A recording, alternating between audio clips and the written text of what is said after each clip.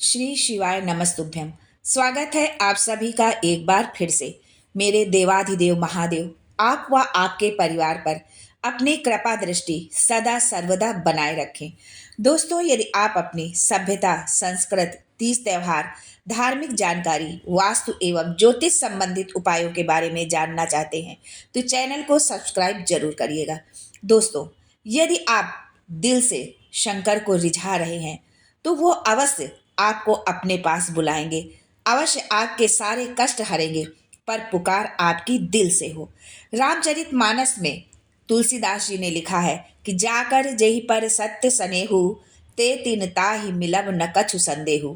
आप एक बार मेरे बाबा को दिल से तो बुलाओ, वो नंगे पैर आपके लिए दौड़ कर आएगा।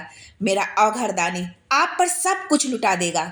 बस जरूरत है कि आप अपनी डोर उससे जोड़ दो, और जो उससे जुड़ गया उसे ये संसार क्या तोड़ पाएगा, उसे ये क्या छोड़ पाएगा। जिसको मेरे औघरदारी ने जिसका हाथ पकड़ लिया उसको क्या कोई छोड़ेगा।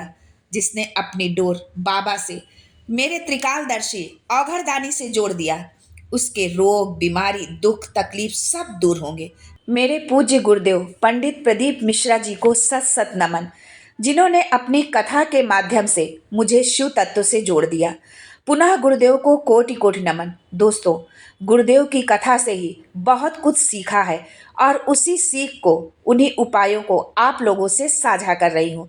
यदि आप अपने जीवन में दुखों के अंधकार से घिर गए हैं, असफलता आपका पीछा नहीं छोड़ रही है, तो मेरे त्रिकालदर्शी औघरदानी को बस एक लोटा जल चढ़ाइए। एक लोटा जल, सब समस्या का हल। यदि जानकारी अच्छी लगे तो वीडियो को लाइक करिएगा, दोस्तों को शेयर कर दीजिएगा, और अगर आपने अभी तक चैनल को सब्सक्राइब नहीं किया है तो चैनल को सब्सक्राइब करके बेल आइकन जरूर दबाइएगा। दोस्तों, मेरे महादेव आपसे कुछ नहीं चाहते। आप वो दो शिव को जो आपके पास हो, आपके घर में हो, लेकिन आप जो भी दें वो दिल से दें, मन से दें। दोस्तों, अगर आपको कभी लगे कि अभी तक सब कुछ बहुत अच्छा चल रहा, घर, व्यापार सब अच्छा था, पर पता नहीं क्यों बहुत मेहनत और प्रयास के बाद भी कोई काम नहीं बन रहा, व्यापार बंद हो गया, फैक्ट्री चल रही थी पर बंद हो गई, तो एक बार जरूर प्रयास करना। तांबे के कलश में जल लीजिएगा, बेलपत्री नीचे हाथ में रखिएगा, तांबे का कलश उसके ऊपर रखिएगा, हाथ में पहले नीचे बेलपत्री और उसके ऊपर फिर आपको कलश रखना है। उल्टा हाथ उस तांबे के कलश के ऊपर रखिएगा, अपना नाम व गोत्र स्मरण करिएगा। अंगूठे और उंगलियों से पात्र को आप पकड़कर बेलपत्री हाथ में ही रखा रहने देना। आप जो जल का पात्र रखेंगे, जो लोटा रखेंगे, उसको जो है उंगली और अंगूठे से आपको पकड़ के रखना, और बेलपत्री जैसे ही आपने हाथ में रखा वैसे ही आपको रखा रहने देना है। अपनी जिस कामना से व्यापार, व्यवसाय, फैक्ट्री जो भी नहीं चल रहा, या आप किसी इंटरव्यू के लिए जा रहे हैं, नहीं हो रहा है, तो जल का पात्र पकड़कर हाथ का स्पर्श करके जल श्री तुंग रूपेश्वर महादेव के नाम से चढ़ा दीजिए। तुंग रूपेश्वर महादेव के नाम से आपको जल जो है शिवलिंग पर अर्पित करना है, उनके नाम का स्मरण करते हुए। बाद में जल के पात्र को नीचे रखकर बेलपत्री जब चढ़ाएं तो डंडी के भाग को, जो बेलपत्री के डंडी वाला भाग है, वो भाग अशोक सुंदरी के स्थान की ओर होना चाहिए। जिधर अशोक सुंदरी का स्थान होता है उधर वो डंडी होनी चाहिए बेलपत्र की, यानी कि डंडी का भाग अशोक सुंदरी की ओर होना चाहिए।